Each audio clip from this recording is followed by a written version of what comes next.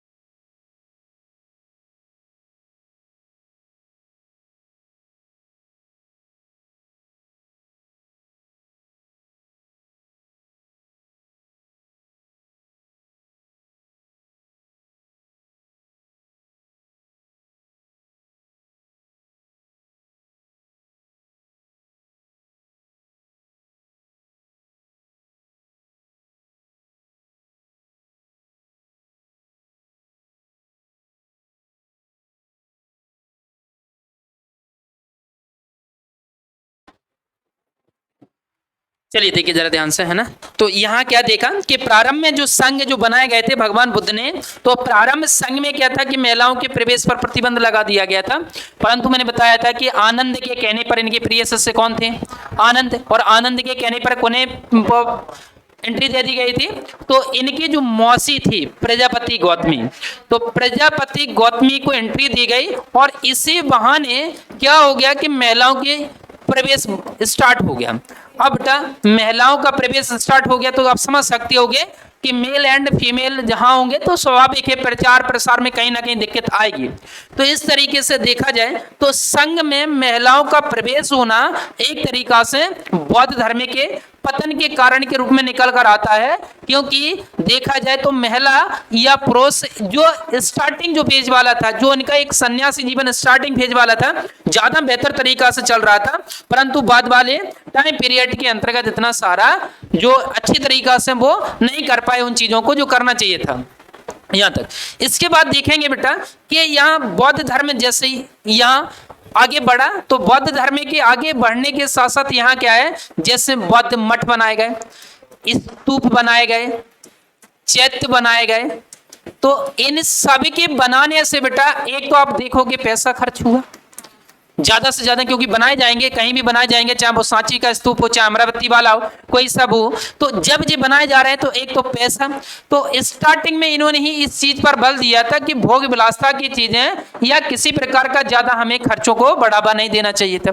परंतु बाद में जब देखा गया तो इन्होंने किसको बढ़ावा दे दिया गया, पैसा को मान्यता देना इन्होंने स्टार्ट कर दिया गया। जब पैसा आया तो स्वाभाविक है कि आर्थिक तंगी आना स्टार्ट हो गई। जब इकोनॉमिक जो क्राइसिस स्टार्ट हुआ तो स्वाभाविक है लोगों का क्या हो गया, इस धर्म से भी क्या होना है कि उनका ट्रस्ट खत्म होने लगा है। तो इस वजह से लोग क्या होने लगे हैं कि इस धर्म पे क्या हो गया, इनका ट्रस्ट कम होने लगा, और लोग बाग नए धर्म, भाई अपना वैष्णव धर्म या वैदिक धर्म की ओर फिर से क्या होने लगे हैं, टर्न होने लगे। इसके साथ बेटा देखेंगे कि हम देखेंगे जब अभी तो देखो कहाँ जे कनिष्क के शासन काल तक, कनिष्क के शासन काल तक देखा जाए तो अच्छा है कि वहाँ कनिष्क ने अच्छी एक तरीका से संगतियां जो चौथी बौद्ध संगति आई थी उसके बाद सबको दान दक्षिणा दी थी बेहतर तरीका से, तो वहां तक इनका अच्छा है सब कुछ। लेकिन बाद वाले टाइम पीरियड में हम देखेंगे तुर्क आक्रमण होते हैं, ठीक है, अरब आक्रमण होते हैं, तो जो मध्यकालीन इतिहास है, तो मध्यकालीन इतिहास के अंतर्गत देखा जाए तो यहाँ कुछ तुर्क आक्रमण जैसे महमूद गजनबी हुआ, महमूद गजनबी और मोहम्मद ग्वारी हुआ, तो इनके जो आक्रमण हैं वो आक्रमण बड़े द्रुतगामी आक्रमण हैं और वो क्या करेंगे, चाहे बौद्ध स्तूप हो, चाहे वो मठ हो, चाहे वो चैत्य हो, किसी भी हो, उनको तो मात्र क्या चाहिए, लूटना, जहां से उनको सोना मिले, जहां से उनको पैसा मिले। क्योंकि अगर देखा जाए तो जो तुर्क इलाका है, अफगानिस्तान वाला इलाका है, उस वाले क्षेत्र में अगर देखा जाए तो वहां उनके पास ज्यादा कुछ है नहीं है। इसके अलावा दूसरा ये था कि जो इस्लाम का प्रचार प्रसार है, वो इस्लाम का प्रचार प्रसार करना ही उनका उद्देश्य था कि हम इंडिया में जाएंगे तो इंडिया में चाहे मंदिर हो, चाहे मठ हो, चाहे स्तूप हो, कोई भी चीजें हो, अगर वो चीजें अवेलेबल हैं तो उनको हमें तोड़कर उनके स्थान पर हमें क्या बनाना बेटा, मस्जिद बनाना। और इसके अलावा कि अगर वो व्यक्ति मुस्लिम नहीं है तो हम मुस्लिम में कन्वर्ट करने का उनका क्या करेंगे, प्रयास करेंगे। तो इस तरीके से देखा जाए तो यहाँ स्तूप मठ बौद्ध, एक तो आर्थिक तंगी तो आई, साथ ही साथ क्या आ गया बेटा कि कनिष्क के बाद देखा जाए तो बहुत सारे जो आक्रमण हुए, उन आक्रमणों की वजह से क्या हुआ, बौद्ध धर्म के पतन में क्या लग गया बेटा, 4 चांद लग गया। इसके बाद अगला देखो अपन देखेंगे बेटा, तो इसके बाद अगला टर्न ये है अगला कि जैसे हमने देखा कि भगवान बुद्ध तो एक महापुरुष के रूप में किसने जन्म लिया, महान पुरुष के रूप में देखा जाए तो बौद्ध भगवान ने जन्म लिया था। बट इसके बाद फिर कोई ऐसा भगवान बुद्ध जैसा महान पुरुष जन्मा ही नहीं। जब बेटा महान पुरुष ऐसा जन्मा ही नहीं है गो जो उपदेशों को आगे नहीं बढ़ा पाया, उनकी विचारधारा को आगे नहीं ले जा पाया, तो इसका मतलब पतन होना ही है। तो ये सारी व्यवस्थाएं कि एक तरीका से भगवान बुद्ध तक तो ये बढ़ावा मिला, लेकिन इसके बाद आगे तक नहीं मिला, और जब आगे नहीं मिला है तो ये क्या होगा कि यहीं देखा जाए समेट कर रह गया और आगे नहीं बढ़ पाया। और इसके साथ ही साथ क्या हुआ, इसी टाइम पीरियड में इस्लाम आया, या इसके टाइम पीरियड में कहा जाए वैष्णव धर्म का उत्थान भी हो गया, तो इस वजह से बौद्ध धर्म के पतन का क्या बन गया, ये कारण बन गया। इसी के साथ हम कह सकते हैं एक अगला फैक्ट कि इन्होंने अपने धर्म के अंतर्गत एक थ्योरी और जैसे अहिंसा की थ्योरी, नॉन वायलेंस थ्योरी, अहिंसा की थ्योरी, तो इन्होंने क्या बेटा अहिंसा की थ्योरी पर भी बल दिया, सिद्धांत पर भी बल दिया। तो लोगों को क्या लगने लगा है कि यार बौद्ध धर्म में जाएंगे तो स्वाभाविक है कि हम किसी प्रकार की सावधानी भी बरतें, तब भी अनजाने में भी कहीं ना कहीं देखा जाए कि किसी प्रकार के जीव जंतुओं की हत्या हो ही जाएगी। और जब जीव जंतुओं की हत्या हो जाएगी तो इसका मतलब यह है कि हमारा जो धर्म है, कि हम जिस बौद्ध धर्म को मान रहेंगे, बौद्ध धर्म में के उसके अंतर्गत क्या हो जाएगा कि हमें एक तरीका से नेगेटिविटी फील होगी और हम एक तरीका से पाप पड़ेगा हम पे। तो इस चीज को लेकर तो लोगों को लगा कि यार ऐसे धर्म को अगर हम जाएंगे तो कहीं ना कहीं प्रॉब्लम्स क्रिएट हो सकती है कि उस वजह से लोगों ने इस चीज को, इन मान्यताओं के थ्रू लोगों ने इसको क्या कर दिया गया कि अनदेखा भी किया, और इस धर्म की अपेक्षा में दूसरे धर्मों में ही जाना उन्होंने क्या समझा बेटा, बेहतर समझा। इसी के साथ जैसे फॉर एग्जांपल जैसे जो बौद्ध धर्म है, बौद्ध धर्म के अंतर्गत हमने देखा बेटा कि जो प्रारंभ में जब बौद्ध धर्म आया, तो प्रारंभ में जैसे ही बौद्ध धर्म आया तो स्टार्टिंग में इसने क्या किया था, इसने सबसे पहले किसका खंडन किया था, सबसे पहले खंडन इसने किया था मूर्ति पूजा का। किसका, मूर्ति पूजा का। क्योंकि इन्होंने कहा था कि यार भगवान देखा जाए तो भगवान ऐसे नहीं मिलते हैं, भगवान तो कर्म, एक तरीका से कर्म पर इनकी व्यवस्था थी, कर्म वाली व्यवस्था थी कि जो जैसा कर्म मिलेगा उसको फल मिलेगा, वो वाली कहानी थी। तो इन्होंने कहा यार कर्म वाली व्यवस्था है, तो भगवान इस दुनिया में कोई ऐसी इन्होंने बात नहीं कही थी। इन्होंने कहा था कि अगर कर्म अच्छा करोगे तो स्वाभाविक है कि तुम्हारा निर्वाण की प्राप्ति होगी या मोक्ष की प्राप्ति होगी, माया मोह से दूर जाओगे, उन चीजों पर इन्होंने बल दिया था। तो इन्होंने जब प्रारंभ हुआ तो बौद्ध धर्म ने सबसे पहले किसकी बुराई की बेटा, मूर्ति पूजा की। इसके अलावा देखा जाए तो वैदिक ग्रंथों की इन्होंने क्या की, बुराई की, क्योंकि वो जटिल संस्कृत भाषा में लिखे गए थे। इसके अलावा देखा जाए तो जो वैदिक धर्म के अंतर्गत जो संस्कार वगैरह थे, उनके जो कर्मकांड वगैरह थे, उन सभी का इन्होंने क्या किया था, कर्मकांड वगैरह उन सब की बुराई तो की थी ना बौद्ध धर्म के अंतर्गत। तब तो लोगों को जो प्रिय लगा था। बट फिर क्या हुआ, जैसे भगवान बुद्ध गए, महापरिनिर्वाण हुआ, उनको दुनिया से गए, तो फिर उनके जो अनुयायी बने उनने क्या कर दिया गया, तुरंत क्या प्रारंभ कर दिया, मूर्ति पूजा। क्योंकि भगवान बुद्ध की ही क्या बनाई गई बेटा, मूर्ति बनाई गई, तो मूर्ति पूजा बना दी गई भगवान बुद्ध की, और उनकी क्या करने लगे, पूजा करने लगे आएंगे। समझ में आई ना। इसके अलावा देखा जाए तो जो वैदिक ग्रंथ थे, उन ग्रंथों को जिन्होंने इग्नोर किया था, फिर बाद में ही अपने जो ग्रंथ लेकर आ गए आएंगे, जैसे बिना पटक शुद्ध पटक, उन ग्रंथों को लेकर, भले ही इन्होंने सामान्य भाषा में लिखा है, लेकिन कुछ ग्रंथ ऐसे हैं जो संस्कृत भाषा में भी लिखे गएंगे। तो कहीं ना कहीं इन्होंने जिन चीजों का खंडन किया था, जिन चीजों की इन्होंने बुराई की थी, फिर बाद में वही चीजों को इन्होंने क्या कर लिया बेटा, एक्सेप्ट कर लिया गया। तो लोगों ने कहा यार हमने भगवान जो बुद्ध थे उनके अनुसार हमने बौद्ध धर्म को स्वीकार किया था, परंतु फिर बाद वाले धर्म के अंतर्गत जो बौद्ध धर्म जैसे आगे बढ़ा, फिर वही बुराइयां इसके अंतर्गत आ गई जिस बुराइयों का हम क्या कर रहे थे, विरोध कर रहे थे। और जब सेम बुराइयां आ गई इसके अंतर्गत, तो इसका मतलब क्या निकला, कुछ नहीं निकला। इसका मतलब ये है कि एक तरीका से इससे अच्छा हम वैदिक धर्म में या उसी धर्म में हम फिर से क्या कर जाए, वापसी मूव कर जाए। तो इसके अंतर्गत कि बौद्ध धर्म का पतन क्या हुआ, तो कौन कौन से कारण बेटा रिस्पॉन्सिबल है वो तुम्हारे सामने। एक तो इनका डिवीजन हो गया, दूसरा अगर देखा जाए तो न्यू अवतार के रूप में किसको, भगवान बुद्ध को ही वैष्णव धर्म का एक वैष्णव के अवतार के रूप में मान लिया। वैदिक जो धर्म था, ब्राह्मणवादी व्यवस्था थी, उन्होंने सुधार करके नया धर्म क्या बना दिया, वैष्णव धर्म बना दिया गया। इसके अलावा संघ में पहले महिलाओं का प्रवेश नहीं था, फिर किसकी एंट्री दे दी गई बेटा, महिलाओं की एंट्री दे दी गई, तो इस वजह से एक कारण ये बना। बौद्ध मठ स्तूप, आर्थिक तंगी की कहानी हुई, कनिष्क के शासनकाल तक ठीक रहा, फिर बाद में तुर्क अरब जैसे आक्रमण हुए तो उन्होंने इन सबको तोड़ा और इनके स्थान पर नई मस्जिदें या इन चीजों को बढ़ावा दिया। फिर यहाँ देखेंगे कि महापुरुष तो भगवान बुद्ध हुए, बट इनके बाद ऐसा कोई महापुरुष नहीं हुआ जो बौद्ध धर्म को आगे तक ले जा सके। अहिंसा की थ्योरी थी, यहाँ इन्होंने अहिंसा की थ्योरी भी समझाई है कि, तो उसके वजह से लोगों को थोड़ा सा लगा कि इस धर्म से तो दूरी ठीक। यहाँ इन्होंने प्रारंभ में जो सिद्धांत दिए थे, बाद में उन्हीं सिद्धांतों का इन्होंने क्या कर लिया, एक्सेप्ट कर लिया, जिनका खंडन किया था, तो उस कारण से क्या हुआ, बौद्ध धर्म का पतन हो गया। थोड़े से तुम लोग एक काम कर लो और नोट कर लो इनको अपनी भाषा में, है ना, करो जरा।